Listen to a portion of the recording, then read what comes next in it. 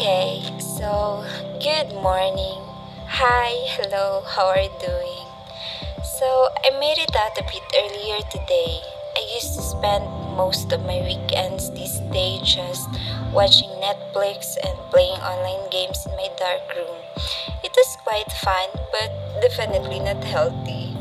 So today I want to go back to my routine slash healthy-ish lifestyle. So come on, let's go for a short walking and see what our neighborhood views can offer. Tara!